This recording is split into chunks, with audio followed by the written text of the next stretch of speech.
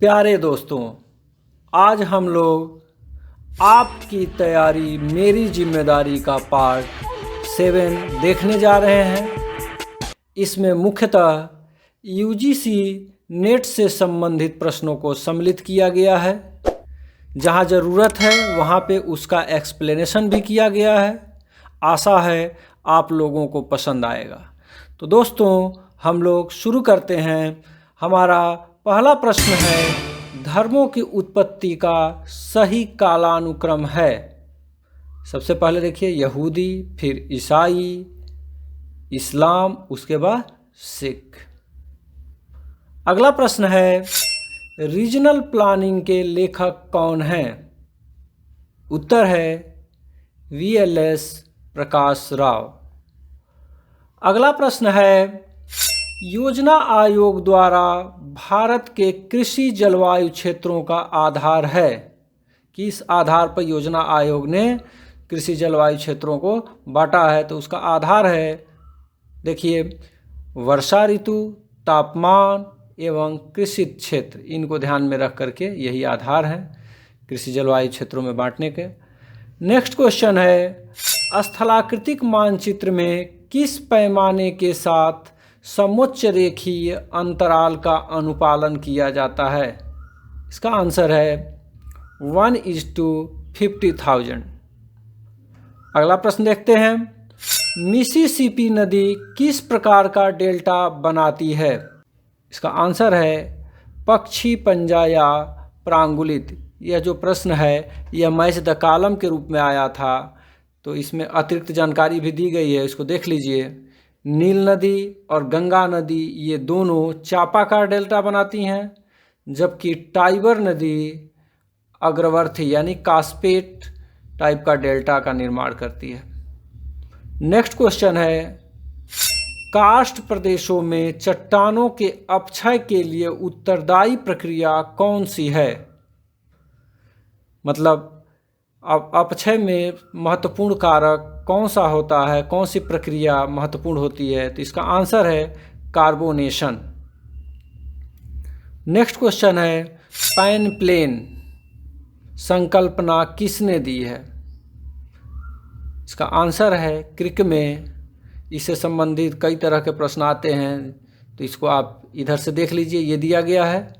इसमें पेनीप्लेन जो शब्द था वो डेविस ने इस्तेमाल किया था, पेडीप्लेन किंग ने, पैन फैन लासन ने और इच प्लेन थॉमस ने इस्तेमाल किया था। इस तरह से इसको भी याद रखिएगा, मैच द कॉलम में इस तरह के क्वेश्चन दे देता है मिलान करने के लिए। अगला प्रश्न है, जेट स्ट्रीम नामक पवन पट्टी कहाँ पाई जाती है? यानी वायुमंडल के किस स्तर में ये पाई जाती है? तो इसका आंसर है ऊपरी क्षोभ मंडल में। जो क्षोभ सीमा है ठीक उससे नीचे और क्षोभ मंडल के ऊपरी सीमा में पाई जाती है। अगला प्रश्न है, ऋणात्मक दक्षिणी दोलन यानी निगेटिव सदर्न ऑसिलेशन सूचकांक का तात्पर्य है।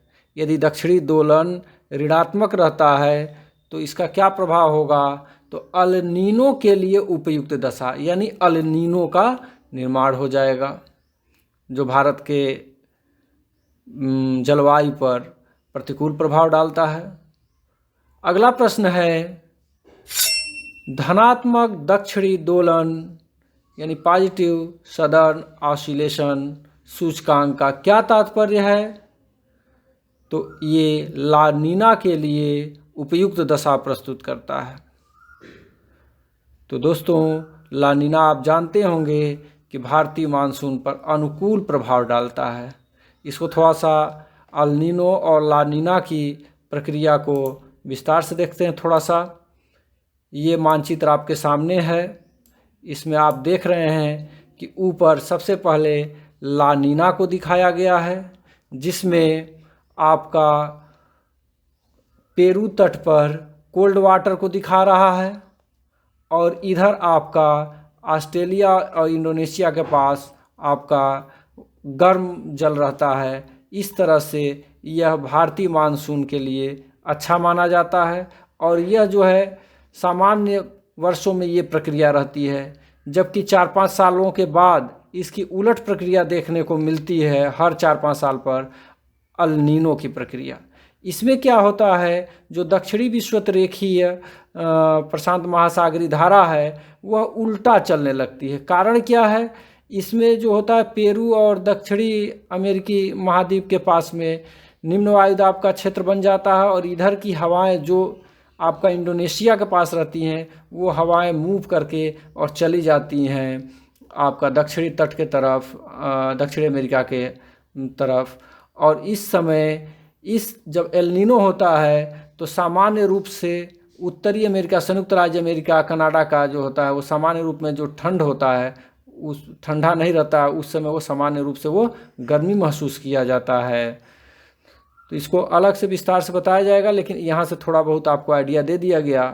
अगला प्रश्न है, सुमेलित कीजिए। एक तरफ दिया गया है आपका गर्तों का नाम दिया गया है, चैलेंजर है गर्त, आल्ड्रिक है, रोमांस है, नेरेस है, और दूसरे तरफ महासागरों का नाम दिया गया है और कह रहा है इससे मिलाइए कि कौन सा गर्त यानी ट्रेंच किस महासागर के किस पार्ट में स्थित है। तो इसका आंसर है ए का ए यानी चैलेंजर जो गर्त है वो है उत्तरी प्रशांत महासागर में। बी का डी यानी आल्ड्रिक, जिसको टोंगा आप देखेंगे मैप में कि टोंगा दिखाई दे रहा है, आप देखिए यहाँ पे मैप में दिखाई दे रहा है टोंगा, तो टोंगा को ही आल्ड्रिक गर्त भी कहते हैं, ट्रेंच कहते हैं। ये दक्षिणी प्रशांत महासागर में है। सी का बी यानी रोमांस दक्षिणी अटलांटिक में पाया जाता है। वैसे तो ये देखेंगे तो विषुवत रेखा पर 2 डिग्री नॉर्थ से लेकर के 2 डिग्री साउथ के बीच में पाया जाता है, यानी विषुवत रेखा पर ये स्थित है, लेकिन इसको परीक्षाओं में दक्षिणी अटलांटिक में माना गया है। तो आप लोग दक्षिणी अटलांटिक इसको लगा देंगे। डी का सी यानी कि नैरेस को ही पोर्टोरिको गर्त भी कहा जाता है। ध्यान दीजिएगा, कन्फ्यूजन में मत पड़िएगा। नैरेस को पोर्टोरिको यानी पोर्टोरिको यहाँ दिखाया जा रहा है, यानी नैरेस गर्त यहीं पर है, ये उत्तरी अटलांटिक महासागर में है। यानी आल्ड्रिक गर्त को ही टोंगा गर्त कहते हैं और नेरेस गर्त को पोर्टोरिको गर्त भी कहते हैं। तो इसको भूलिएगा नहीं, कई बार हम लोग टोंगा याद रखते हैं, पोर्टोरिको याद रखते हैं। टोंगा जो है इस पृथ्वी का दूसरा महासागरीय सबसे गहरा गर्त है। मेरियाना, चैलेंजर को मेरियाना कहते हैं, मेरियाना सबसे गहरा गर्त है, और पोर्टोरिको अटलांटिक ओशन का सबसे गहरा गर्त है दोस्तों। तो इसको याद रखिएगा, कई तरह से इसमें से क्वेश्चन आता है। आप चाहें तो इसका स्क्रीनशॉट लेकर के रख लीजिए और कॉपी पर नोट करके इसको याद कर लीजिएगा, बहुत इंपॉर्टेंट है। अगला प्रश्न है, अपर्दन का सामान्य चक्र यानी नॉर्मल साइकिल ऑफ इरोजन किससे संबंधित है। ये संबंध पूछ रहा है किस कारक से संबंधित है, यानी वायु अपर्दन से है, नदी अपर्दन से है, समुद्री से है, काष्ठ प्रदेश से है, किससे संबंधित है। तो इसका आंसर है नदी अपर्दन से संबंधित है नॉर्मल साइकिल ऑफ इरोजन। किसने दिया था इसको, डेविस ने दिया था, इसको भी याद रखिएगा। नेक्स्ट क्वेश्चन है, वेगनर के अनुसार महाद्वीपीय विस्थापन के लिए कौन सा बल उत्तरदायी है। इसका आंसर है ज्वारीय बल। अगला प्रश्न है, विश्व की स्थलाकृति का अधिकांश भाग किस युग का है। जो आज हम देख रहे हैं इस धरातल का स्वरूप है, ये जो भी स्थल हैं इसका अधिकांश भाग किस काल में बना हुआ है। तो जियोलॉजिकल टाइम पीरियड आप लोग पढ़े होंगे तो उसमें जानते होंगे सीनोजोइक महाकल्प का है। ये आंसर है सीनोजोइक महाकल्प। इसको भी मैं एक वीडियो बनाने वाला हूँ इस पर, और फार्मूले ट्रिक के माध्यम से बनाऊँगा, और वो बहुत ही लाभकारी होगा। ये जल्दी समझ में आता नहीं है, तो मैं सोचा हूँ उस पर आपको जल्दी ही वीडियो प्रस्तुत करूँगा। अगला प्रश्न है, क्षोभ मंडल यानी ट्रोपोस्फियर में वायु में गति यानी संचलन किसके द्वारा होती है। इसका उत्तर है संवहन धारा, कन्वेक्टिव करंट के माध्यम से। नेक्स्ट क्वेश्चन देखते हैं, सुमेलित कीजिए। एक तरफ नदी दिया गया है, दूसरे तरफ उसकी सहायक नदी, और कहा जा रहा है कि आप इसको मैच कीजिए, मिलान कीजिए। तो इसका आंसर है ए का डी यानी कृष्णा नदी की सहायक नदी कौन सी है, भीमा। बी का सी यानी ब्रह्मपुत्र की सहायक नदी है तीस्ता, और सी का बी यानी गोदावरी की सहायक नदी है इंद्रावती। डी का ए यमुना की चंबल। इस पर भी मैं जो है एक बनाया हूँ सिंधु नदी पर, और इन सबों का भी मैं गोदावरी का, ब्रह्मपुत्र का, इन सबों पे भी एक वीडियो बना रहा हूँ, जल्दी ही आपको मिलेगा, ट्रिक के माध्यम से है। थोड़ा सा इसको विस्तार से देख लेते हैं। कृष्णा नदी कहाँ से निकलती है? महाबलेश्वर से निकलती है। तो इसका ट्रिक है महाबली कृष्ण। कृष्ण कैसे हैं? महाबली, यानी कृष्णा नदी महाबलेश्वर से निकलती है। ब्रह्मपुत्र को आप याद कर लीजिएगा ऐसे ही, ये निकलती है चेमायुंगडुंग ग्लेशियर से निकलती है, ये प्रश्न आता रहता है।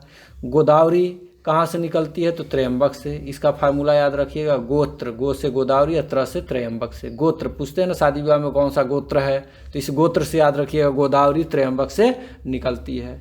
चंबल कहाँ से निकलती है? तो जानापाव पहाड़ी से निकलती है। अगला प्रश्न देखते हैं। वायुदाब के माप की इकाई है। वायुदाब को किस में मापा जाता है? तो आप लोग सामान्य रूप से जानते हैं मिली बार में नापा जाता है, एमबी, जिसको एमबी में प्रदर्शित करते हैं। लेकिन ये ऑप्शन में कुछ और भी है, क्योंकि वायुदाब मापने की ढेर सारी इकाइयाँ हैं, तो ये एक दूसरा भी है, इसको याद कर लीजिएगा आप लोग। इसका आंसर है हेक्टापास्कल। नेक्स्ट क्वेश्चन है, उच्च ज्वार तथा निम्न ज्वार के बीच जल स्थल में औसत अंतर को क्या कहा जाता है? इसका आंसर है ज्वारीय रेंज। ज्वारीय रेंज को आप इस फिगर से समझ लीजिए। देखिए, हाई टाइड उच्च जल स्तर को दिखा रहा है ऊपर, लो टाइड यानी कि नीचे वाले जल स्तर को दिखा रहा है। इन्हीं के बीच का जो रेंज है इस एरो से देखिए, उसी को हम टाइड रेंज कहते हैं। अगला प्रश्न पे चलते हैं। क्षेत्रीय विभेद की संकल्पना यानी कंसेप्ट ऑफ एरियल डिफरेंशिएशन किसने दी है, किसने प्रतिपादित की है इस कंसेप्ट को? इसका आंसर याद करिएगा, बहुत आता है ये। इसका आंसर है रिचर्ड हार्टशोर्न। हार्टशोर्न ने दिया था कंसेप्ट ऑफ एरियल डिफरेंशिएशन का। अगला प्रश्न है, पौधों एवं पशुओं का ग्राम्यन डोमेस्टिकेशन किस युग में प्रारंभ हुआ? यानी पौधों को और पशुओं को खेती करना और पशुओं को पालतू बनाना किस समय शुरू किया? तो इसका आंसर है नवपाषाण काल में। नेक्स्ट क्वेश्चन है, सुमेलित कीजिए। एक तरफ दिया गया है वायुदाब से संबंधित जो पवन चलती हैं सनातनी पवनें, उनसे संबंधित कुछ नियम दिए गए थे।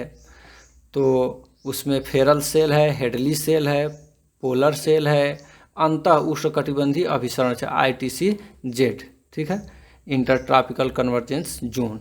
तो एक तरफ ये दे दिया गया है, दूसरे तरफ सनातनी पवनों का नाम दिया गया है, व्यापारिक पवन, पश्चिमी पवन, निर्वात प्रदेश, पूर्वी पवन। कड़ाई से मैच कीजिए। तो इसका आंसर है ए का बी यानी फरेल सेल पश्चिमी पवन वेस्टर्लीज के बारे में बताता है।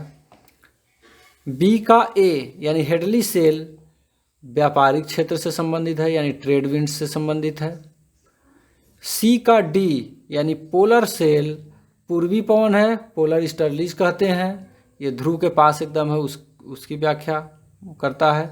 डी का सी अंतः उष्णकटिबंधीय अभिसरण क्षेत्र, इसी को हम वाकर सेल भी कहते हैं। ध्यान रखिएगा, इसको मैप वगैरह मानचित्र में मिलता नहीं है जल्दी, लेकिन ITC-Z को किसने वाकर सेल के माध्यम से समझा जाता है। यह एक निर्वात प्रदेश होता है, यानी कि डोल्ड्रम रीजन होता है। इसमें हवाएं नीचे से ऊपर की तरफ चलती हैं, जिसको आप इस फिगर से भी समझ सकते हैं, हेडली सेल, फेरेल सेल और पोलर सेल। और जो ये बीच का एरिया है इक्वेटोरियल, यही है आपका वाकर सेल, जहाँ पे हवाएं नीचे से ऊपर उठती हैं। अगला प्रश्न देखते हैं, भूगोल में व्यवहारवादी वातावरण पर किसने जोर दिया है? तो इसका आंसर है किर्क। इसको कर्क भी लिखा हुआ मिलता है, तो आप इसमें कन्फ्यूजन में मत पड़िएगा, एक ही विद्वान है ये। और व्यवहारवादी वातावरण से, बिहेवियरल जियोग्राफी से काफ़ी विद्वान जुड़े हैं, तो और भी नाम आ सकते हैं, लेकिन किर्क है तो ये प्रमुख थे, इसलिए इनको याद रखिएगा। अगला प्रश्न है, सपाट शिखर वाला समुद्री टीला किस नाम से जाना जाता है? ये प्रश्न बहुत कॉमन है, KVS वगैरह में, नेट वगैरह में सामान्य रूप से ये सब पूछा जाता है, TGT PGT में। इसका आंसर है निमग्न द्वीप या गुयाट इसको कहते हैं। तो गुयाट याद रखिएगा, निमग्न द्वीप को कुछ और शब्द इस्तेमाल कर सकता है, गुयाट, गुयाट इस तरह से लिखा हुआ आता है, तो इसको याद रखिएगा। नेक्स्ट क्वेश्चन है, उष्णकटिबंधीय सदाबहार वन किस वर्षा श्रेणी में पाए जाते हैं? यानी कि 25 सेंटीमीटर से कम या 25 से 75, 75 से इस तरह से जो दिया रहता है वर्षा श्रेणी, उसकी बात कर रहा है। तो ये जो है उष्णकटिबंधीय सदाबहार वन 100 से 200 सेंटीमीटर वर्षा की श्रेणी में आते हैं। नेक्स्ट क्वेश्चन है, भारत में ग्रामीण बहिर्प्रवास रूरल एमिग्रेशन का महत्वपूर्ण कारक क्या है? यानी गाँव से लोग जो बाहर जाते हैं शहरों की तरफ, उसका प्रमुख कारण क्या है? तो इसका आंसर है बेरोजगारी, रोजगार की तलाश में लोग जाते हैं। नेक्स्ट क्वेश्चन है, भारत में कितने प्रमुख जीव भौगोलिक क्षेत्र हैं? यानी कि बायो जियोग्राफिकल रीजन कितने हैं भारत में, उसको पूछ रहा है। तो इसको याद रखिएगा, इसकी संख्या है 10। इसको थोड़ा सा मानचित्र के माध्यम से आप देख लीजिए, ये जियोग्राफिकल रीजन्स कहाँ कहाँ स्थित हैं। पहला है ट्रांस हिमालय, दूसरा हिमालय, तीसरा मरुस्थल, चौथा अर्धशुष्क क्षेत्र, पांचवा पश्चिमी घाट, छठवां दक्कन प्रायद्वीपीय पठार। यह सबसे बड़ा क्षेत्रफल की दृष्टि से जीव भौगोलिक क्षेत्र है। तो क्वेश्चन आता है यदि कि सबसे बड़ा जीव भौगोलिक क्षेत्र कौन सा है भारत का, तो दक्कन का प्रायद्वीपीय पठार। सातवां है गंगा का मैदान, आठवां तटीय मैदान, नौवां उत्तरी पूर्वी क्षेत्र, 10वां है द्वीप समूह। द्वीप समूह सबसे छोटा क्षेत्रफल की दृष्टि से जीव भौगोलिक क्षेत्र है। दोस्तों इसको आप देख लीजिएगा। अगला प्रश्न है, किस पद्धति में अंतर्वेशन का उपयोग किया जाता है? इसका आंसर है सममान में, यानी आइसोप्लीथ मेथड में इसका उपयोग किया जाता है। अगला प्रश्न है, ग्लासोप्टेरिस वनस्पति कहाँ पाई जाती है? ग्लासोप्टेरिस वनस्पति का आप देखेंगे वेगनर के सिद्धांत में कि कैसे एक दूसरे दक्षिणी जो महाद्वीप हैं उनमें समानता कैसे है, तो उसमें इस वनस्पति का नाम आता है। तो इसका आंसर है दक्षिणी गोलार्ध में, मुख्यतः भारत, ऑस्ट्रेलिया, दक्षिण अफ्रीका आदि में। आप गोंडवाना लैंड का विखंडन का जब पढ़ेंगे तो उसमें ये आ जाता है कि इसी से गोंडवाना लैंड टूट करके ये सब महाद्वीपों की रचना हुई है। अगला प्रश्न है, नदीय उन्मोचन के औसत मान, average value of river discharge की बात कर रहा है कि गणना के लिए सामान्यतया किसका उपयोग किया जाता है? तो इसका आंसर है ज्यामितीय माध्य, जियोमेट्रिक मीन। अंतिम प्रश्न है, क्रिस्टालर का K7 किससे संबंधित है? क्रिस्टालर ने K7, K3 और K4 ये सब दिए थे, उससे प्रश्न पूछता है। कई बार मैच द कॉलम में आ जाता है, कई बार अकेले K7 का यहाँ पूछ रहा है, फिर K4 का कहीं पूछ देगा, कहीं K3 का पूछ देगा, तो उसको बारे में भी समझना होगा। फिलहाल यहाँ देखते हैं K7 किससे संबंधित है, तो प्रशासनिक नियम से, एडमिनिस्ट्रेशन से संबंधित है। इसको थोड़ा सा विस्तार से देख लीजिए। यहाँ पर K वैल्यू दिया हुआ है, K3, K4, K7। तो इसको याद कैसे करेंगे? 3, 4, 7, 3 में 4 जोड़ देने पर हम 7 पा जाते हैं। तो ये हो गया K वैल्यूज। अब उसका वैसे K3 बताता है तो बाजार का नियम, K4 यातायात यानी ट्रांसपोर्ट, और K7 प्रशासनिक एडमिनिस्ट्रेशन को बताता है। अब इसका ट्रिक भी दिया गया है, इसको देख लीजिए। सभी में का मार्केट का MA, ट्रांसपोर्ट का TR और एडमिनिस्ट्रेशन का A ले लिए, तो MA TR A इसको पढ़ेंगे एक साथ तो पढ़ाएगा मात्रा। यानी मात्रा आप याद रखते हैं तो आप तुरंत इसको आप समझ जाएंगे। आपको पहले से याद है, बढ़ते क्रम में है 3, 4, 7, 3 में 4 जोड़ने पर 7 हो गया। इधर मात्रा, MA से मार्केट, TR से ट्रांसपोर्ट और A से एडमिनिस्ट्रेशन, आप आसानी से इसको कर लेंगे। तो दोस्तों यह वीडियो आपको कैसा लगा कमेंट करके आप हमें अवश्य बताइएगा। धन्यवाद।